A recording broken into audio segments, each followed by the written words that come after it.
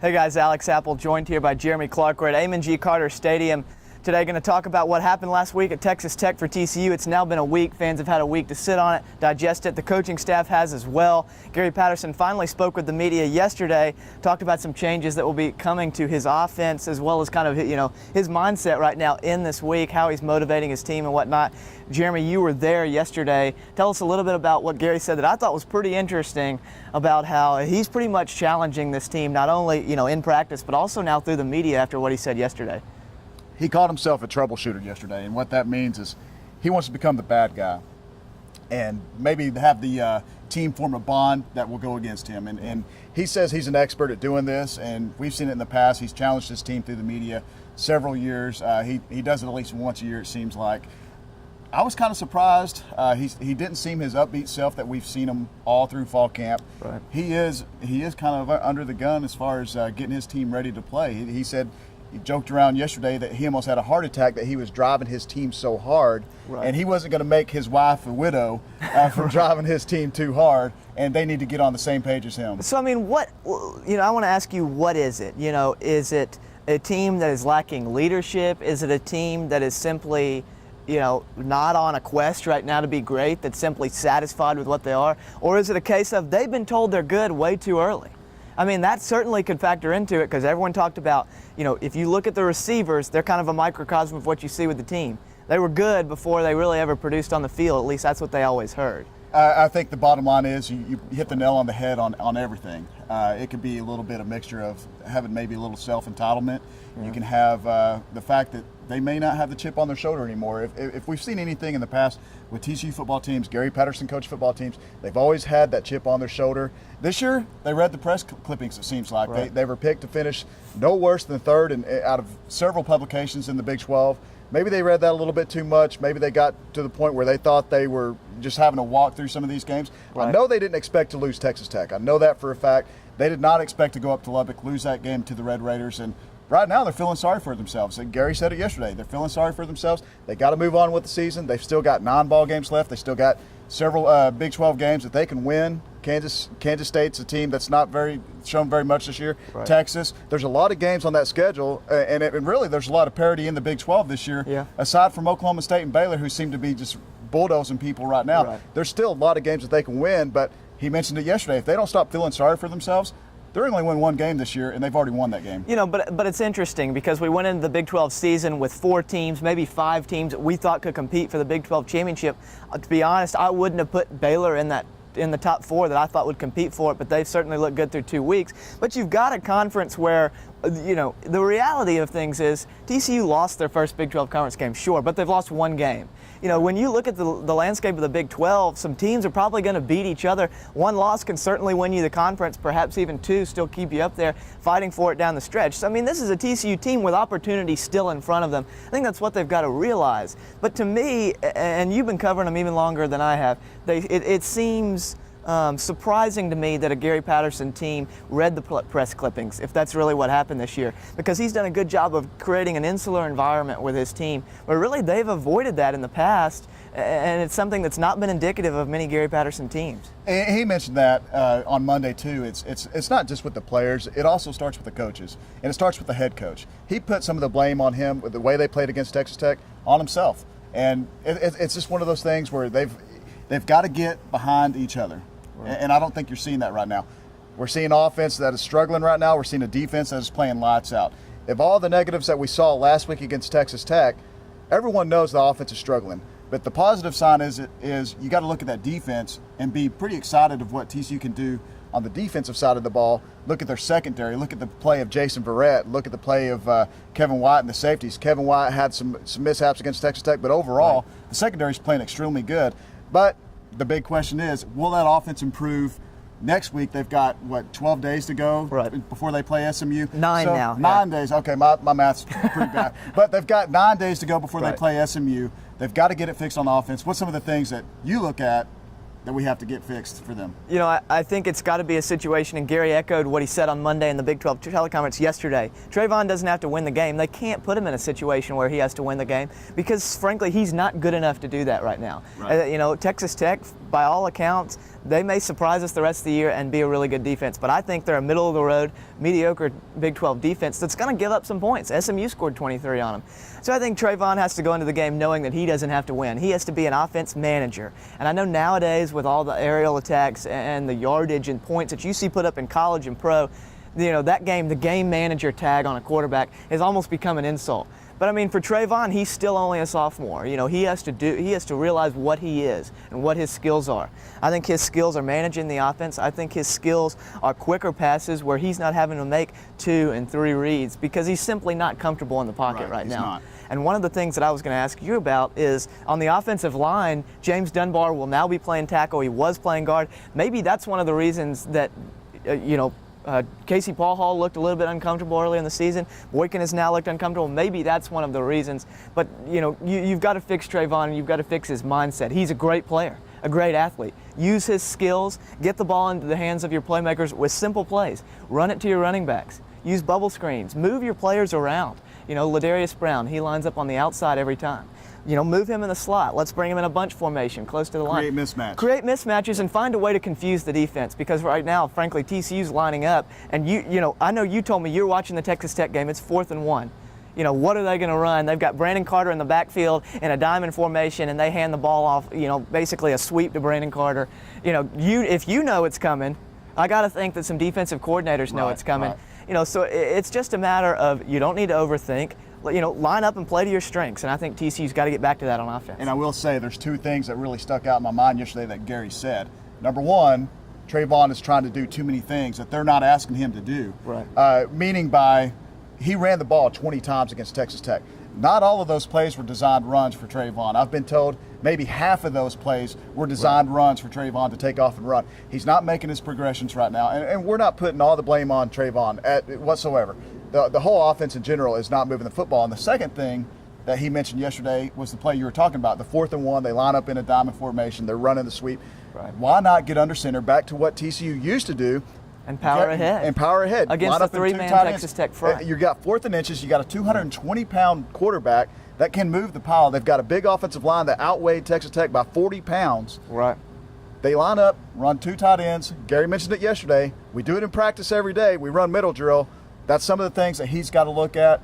I asked him about if he was going to have more input on the offensive plays, and he said he really still doesn't get involved, but that's something that they got to look at moving forward. And one of the things he is changing, they're putting Jared Anderson back in the press box, something they did last year, and it helped him move. He said it helped him last year, moving the football and see the field better.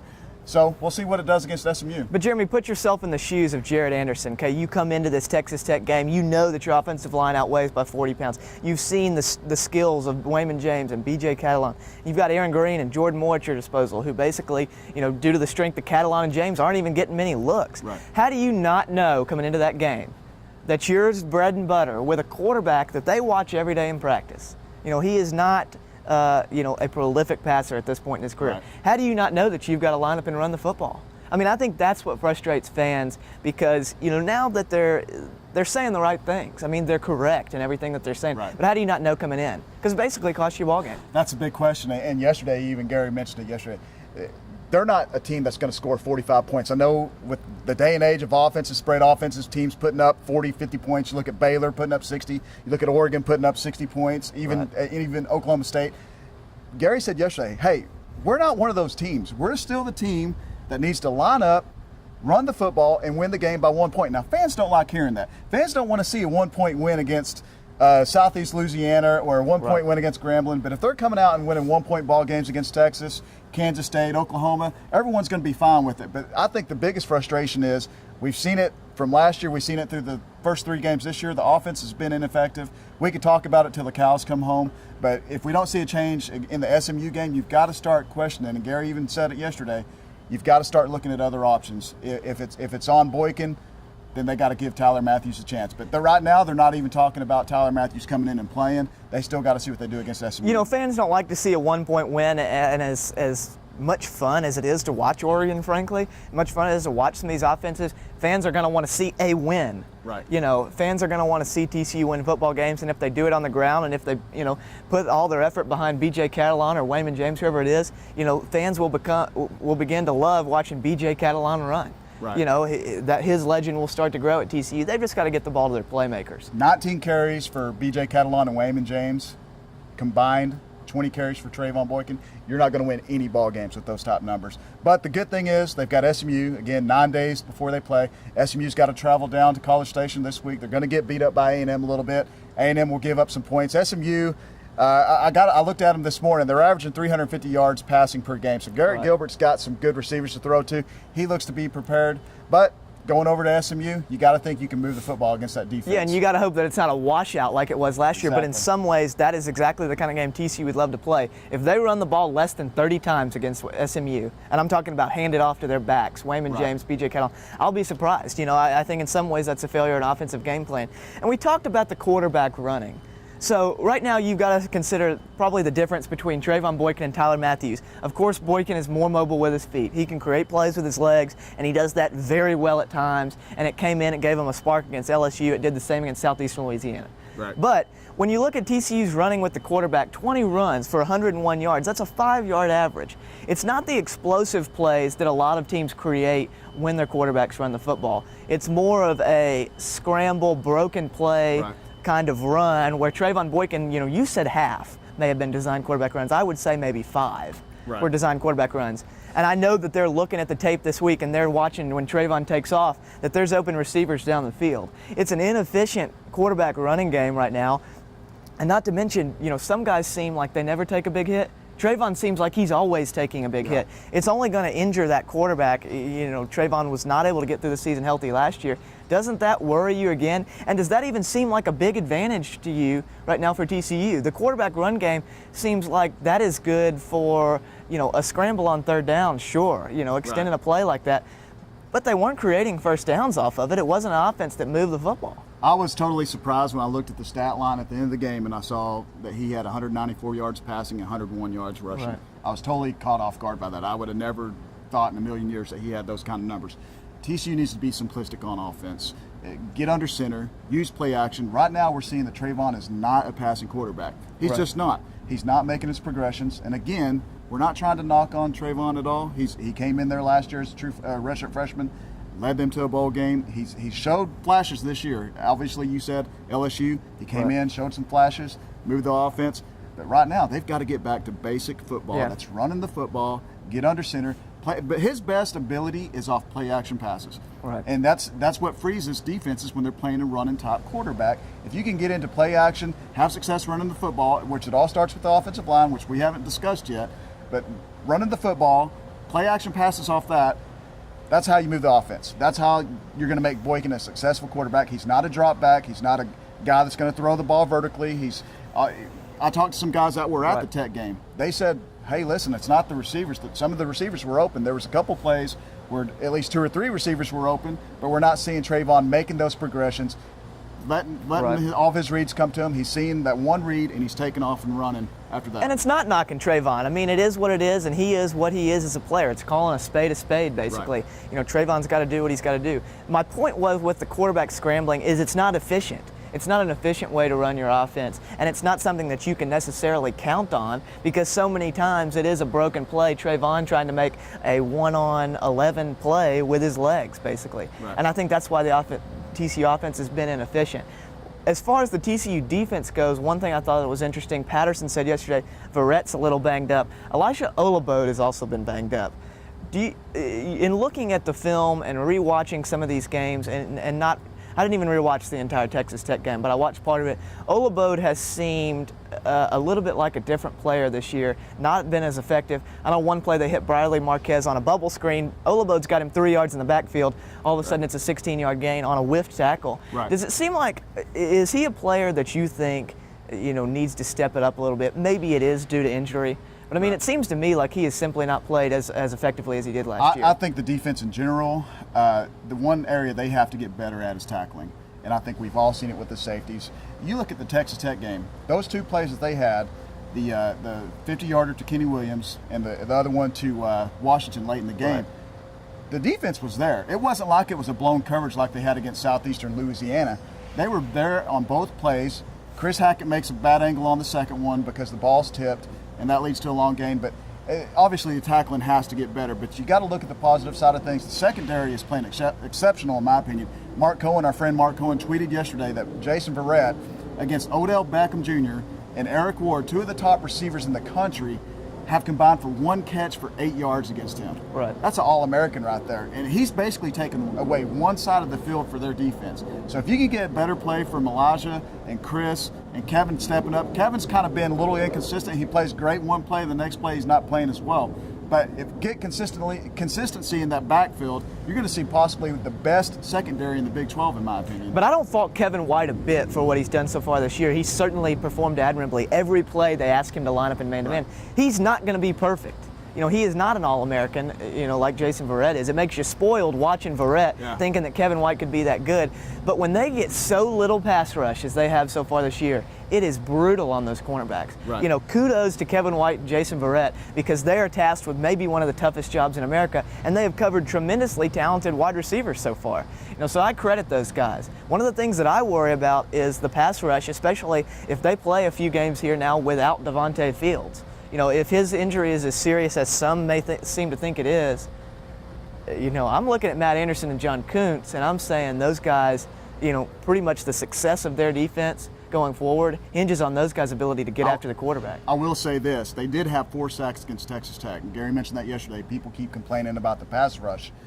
We want to see better plays out of the defensive ends. Matt Anderson, John Kuntz, even Devontae against Tech was more of a shield type player. He was mirroring wherever Baker Mayfield went, didn't go rushing. But I gotta say, I was very impressed with the interior of the defensive line. I like the way Chucky Hunter played. I like the way John Lewis played, Davion Pearson. Those guys are getting a push in the middle. Right. It's getting those defensive ends more involved. They're going to have a big test this week against SMU, because SMU's a lot like Texas Tech. They get rid of the ball fast. They got great receivers in Darius Joseph and Jeremy Johnson. So it's going to be a test next weekend for them to see how much their pass rush has improved, and will it ever improve. And Devontae Fields may not even be playing. He might not even be playing until Oklahoma State, from what we're hearing. Yeah, the defensive tackles are very good. They're a strength of this ball club. It's 4 sacks, but you think of the amount of times that Texas Tech lines up to throw the football, especially in the Big 12, 4 sacks is pretty much something you got to see every game. Right. And I still question whether consistently can they hurry the quarterback enough to not necessarily sack him every time. You're not always going to get him, but can you force him into quick throws and force him into reads that he's not comfortable making? I'm not sure that they've done that consistently enough. I know Gary's, trying to pump up his guys. I think that's probably one of the things in-house that they are talking about. We've got to be a little bit more consistent, at least hurrying the quarterback, or knocking him down, even if we don't get the sack. I will say this, though. They haven't done maybe as good a job as everyone from the fan perspective thinks. But you look at what they did against LSU, and LSU, Mettenberger had all day to throw. Look what he's doing this season now. But he's very good. Against Texas Tech, it's so hard to get a good pass rush because they're out there throwing those bubble screens. They're 1 second, 2 second, the ball's gone. Right. But I will say they did get in Mayfield's head a little bit. He looked like a true freshman. You got to admit, in the second half. He did, yeah. TCU had held them to 13 yards in the second half and no first downs, maybe all the way until Davis Webb came in late in the game. So I've got to think that's the positives that you take away from a team like that. It reminds me of 05 and 06. TCU would have to win ball games 17-10, 17-14, based off their stellar defensive play. Offense wasn't moving the ball that well. It reminds me. I see a whole lot of similarities between the two teams right now. Yeah, I think one of the things that I thought in that ball game when Baker Mayfield was leading them in the fourth quarter, that offense was pretty much dead, going nowhere. And then Davis Webb comes in, and it's a whole different thing. I thought that was one of the things. It's a fluky thing, and it's the way it happens in football, and it's maybe what makes football so interesting. Davis Webb comes in, and all of a sudden they're moving the football again. He completes that first pass. I think it was a 3rd and 10, a 3rd and long, and all of a sudden the Texas Tech offense is off and running. It's akin to what Trayvon did when he came in the LSU game, but isn't that funny how football works that way? They were dead in the water probably with Mayfield. If Mayfield stays in that game, I think TCU has a chance to either tie that game or possibly even win it. Davis Webb came in. Well, it was tied. It was 10-10 when Webb comes in. Yeah, I think obviously if he stays in there, they stop him on that long 3rd down you mentioned, and they get the ball back and probably go down and score. But talk about a quarterback controversy now up in Lubbock. They've Right. seen Davis Webb for 2 plays, and all of a sudden he's the savior because they beat the hated Horned Frogs, Right. and it was behind his excellent throws in the fourth quarter. So we'll see how it goes for them up there. Well, I mean, a lot of things, on the Horned Frog Blitz, obviously make our bread and butter with recruiting news. A lot of people have talked about how this will affect recruiting. Trey Haverty, now at Texas Tech, was here for a long time. He's a great recruiter. TCU's got some good recruiters in their own right. And Gary said the week before the game,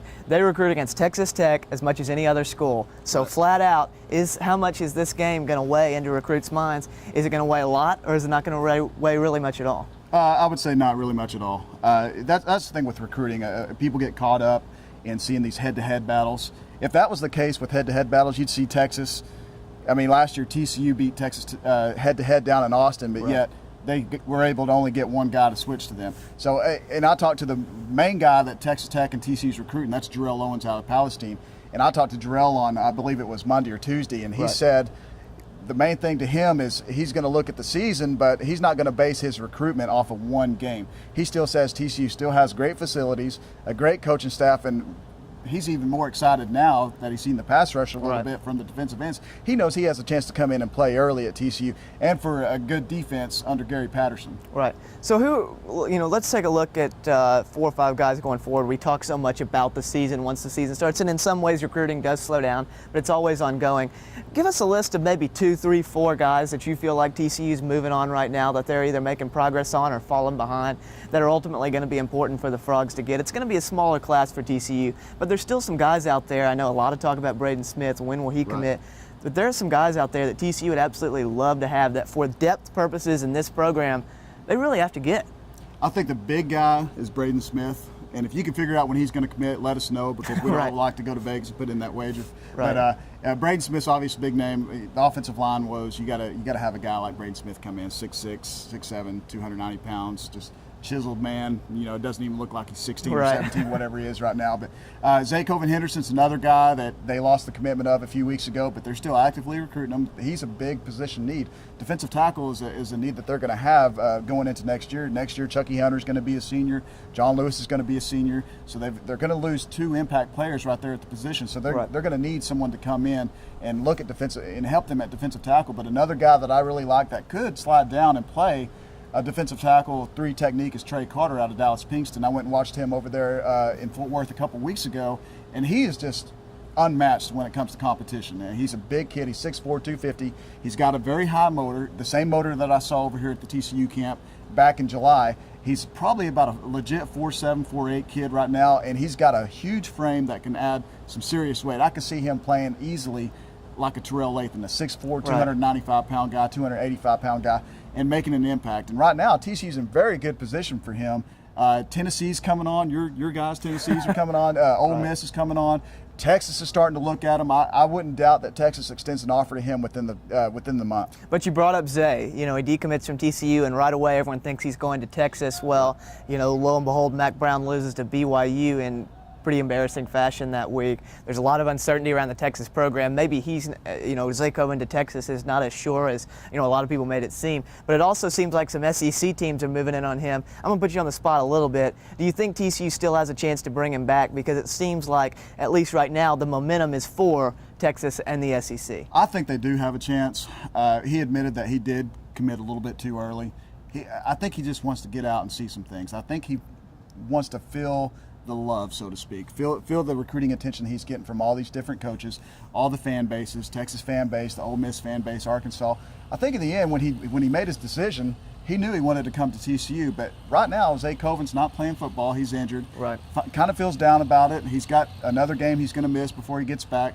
So I think some of it had to do with him wanting to kind of evaluate some things, but some of it, I think, had to do with him wanting a little bit of that attention as well. We'll get back to exactly what we think is going to happen against SMU here in just a minute, but I wanted to ask you one more recruiting question. Throw us a 2015 name out there that you think the Frogs have a good chance of hauling in, maybe early, that could provide a good foundation for that class. Well, they've got Braylon Mitchell right now, who's a 4-star and Scout.com top 300 player. A guy they just offered yesterday, Ryan Newsom, is a guy out of Aledo, local kid, speed burner type, 5'9", 5'10", 165 pounds. He made it to state last year in the 100 meters, so he's got game-breaking speed, 10-4 guy. When TCU saw him in the camp this year, He had a very impressive day. He was actually the fastest kid in attendance. And he's a guy, when I talked to his dad loves TCU. So I can see very easily Ryan wanting to stay close to home, bring that Aledo pipeline to TCU, continue that, and make an impact here. Another guy that I like, Carlos Strickland, guy out of Dallas Skyline. He's good friends with Ty Barrett, 2014 commit for TCU. Big time receiver, 6'5", 190. He's a guy that has top 15 potential at his position in the country. Malachi Dupree is the only thing when we've both seen Malachi Dupree over at the Nike event. He reminds me of him. He's a carbon copy, 6'5", 190, runs excellent routes, faster than what people give him credit for. Those are two guys that I'd really like them to see. And Tony James out of Arlington Bowie. TCU continues to be his only offer right now, surprisingly. But he's got the connection here with recruiting coordinator Kenny Perry, who was his coach at Arlington Bowie last year. All right, I got 3 questions for you about SMU. They built this new stadium, 32,000 season ticket holders now. It's the highest in TCU history. How many of them show up against SMU?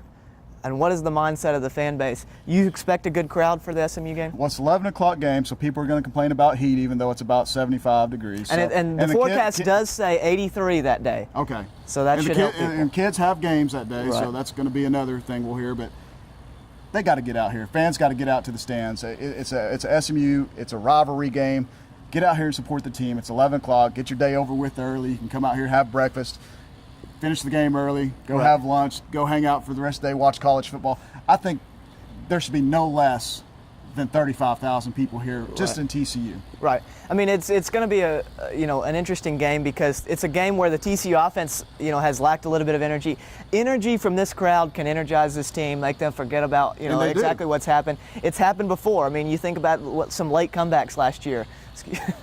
Texas Tech, Oklahoma, this crowd, this whole stadium was electric at the end of those games. Right. How TCU can feed off this crowd, can't be understated. There will be some SMU fans here, so it's important for TCU to fill it up with purple. I anticipate a good crowd, whether TCU fans want to be here or not, or come in with a good attitude, or whether it's 45,000 of 15,000 SMU fans or 45,000 of 5,000. I think it's going to be filled up one way or another. It's a game that still drives a lot of interest. If SMU ends up bringing 15,000 people here, I'll be shocked. You'll be shocked. Yeah. They don't even have 15,000 at a home game sometimes. Yeah, so right. if SMU brings 15,000, there should be no less than 40,000 people here at this But game. there is an opportunity for SMU fans to make some noise in here. It is a smaller stadium. My second question, though, speaking of the offense, how many tangible changes do we see in what they're running? Well, if I told you that, I'd be telling SMU. No, that's what Coach Patterson told us yesterday. I could see Trayvon getting under center some more. I could see them utilizing the fullback a little bit better. Stephen Bryant's a guy that can play that position and block for those running backs or do some swing passes to him, whatever. They need to bring that position back. I know a lot of the guys on our board have mentioned that. That's been kind of the key to their success. And if you look at some of the clips, I can't remember who it was that posted it, but a lot of their big plays against Boise State a couple years ago, they did have a fullback. They ran an under center play action pass, and it got big gains for them. So I can see them going to more plays under center. Obviously, if they come up with a 4th and 1 situation or 4th and inches, I would highly doubt that we're going to see them line up in a shotgun and run a sweep to Brandon Carter. And run a sweep. Right. Yeah, I would say you're going to definitely see Trayvon even trying to move the ball with his legs or handing the ball off to Wayman or BJ. I think it's a game where you can fire up your offensive linemen, let them know we're going to come out and try to bully SMU. We're going to hand it off to our backs 30 times, and I think that's a game where TCU can be successful. It's a game plan that allows TCU to get the ball into the hands of its best playmakers. Right. I look for even in the passing game, Brandon Carter, Ladarius Brown, even Cam White. You talk about a pedestrian start for those 3 guys this season. They're still playmakers. They still have the talent that we saw before the season and that had a lot of us writing such good things about them. You just got to get the ball into their hands one way or the other. And I think that gives Trayvon the most confidence. Even if he's throwing screen passes or slants, at least he's completing passes. One player we haven't really mentioned, and someone on our board did, is Sky Dawson. How much TCU misses him, and Sky got a lot of heat last year, just mainly because of his punt returns. But offensively, Sky was a game breaker. He used his speed. Teams had to beware of his vertical threat, and you saw that a lot. He would just run streaks down the seam, and that would create openings underneath for Trayvon to hit those easy passes off the slants. I think they need to get a guy like Ty Slanina in there, use his 4.3 speed, just maybe just run verticals with them and see what he can do to create some underneath patterns for them. Okay, I got one last question for you. I don't want you to give me a prediction yet. It's early, 9 days still to go, and I'm sure we'll do a video after the press luncheon next Tuesday.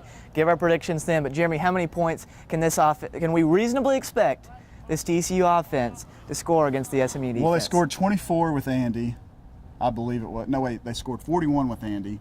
They scored 24 last year in a monsoon, I think it was. And so I'm going to go somewhere around that ballpark. I think if they do the right things, if you don't see any boneheaded plays and you get the running backs involved, offensive line plays well, I think they have the potential. They've got the athletes to go out and score 30 points a game, every game, no matter who they're playing. They've got to execute. And if they don't execute, they're going to score 20 points. The 3-4 defense has always given them fits for whatever reason. Even when Andy was playing TCU, SMU's defense, the 3-4 defense, gave him some troubles. It gave Casey some troubles last year. I don't know what it is, if it's in their head, just playing that different scheme. Right. But I don't think they're going to have a great day passing the football. I can see them rushing the football for 250 yards and passing for maybe 150. But I think they have the potential to score between 20 and 30, and they're going to have to win the ball game. You got to think if they can punch it in the end zone 4 times, that gives them 28 points.